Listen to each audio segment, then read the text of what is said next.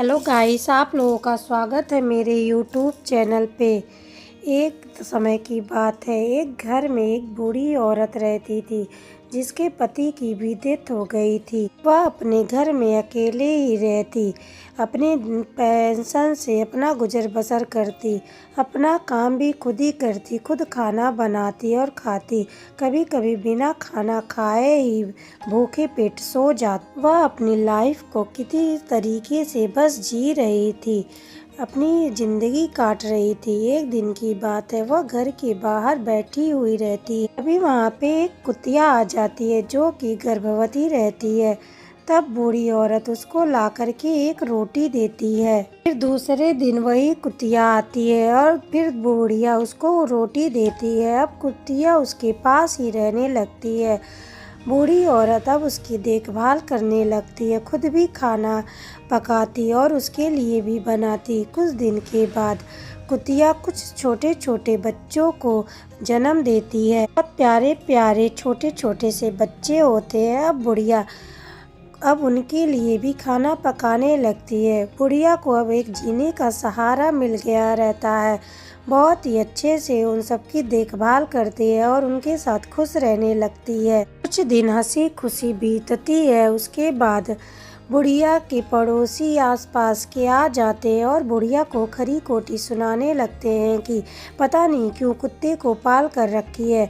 एक तो ये इतनी गंदगी मचाते हैं कि क्या ही बताएं, एकदम बदबू सी आ रही है। खुद के तो बच्चे हैं नहीं, कुत्ते को पालकर गंदगी मचा रही है। लेकिन बुढ़िया को कोई भी फर्क नहीं पड़ता, वो हंसी खुशी रहती है और जिसके घर के आगे वो गंदगी रहती वो खुद भी झाड़ू से साफ कर देती, उसको फर्क नहीं पड़ता। वो कुत्तों के साथ खुश थी। वहाँ के लोगों को बुढ़िया की हरकत पसंद नहीं आती। वह आपस में ही विचार विमर्श करते हैं कि क्यों ना कुतिया ही सारे फसाद की जड़ है, उसी को ही यहाँ से कहीं और छोड़ दिया जाए।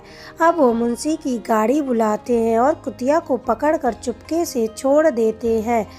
अब बूढ़ी औरत कुतिया को ढूंढने लगती है लेकिन वो कहीं भी नहीं मिलती।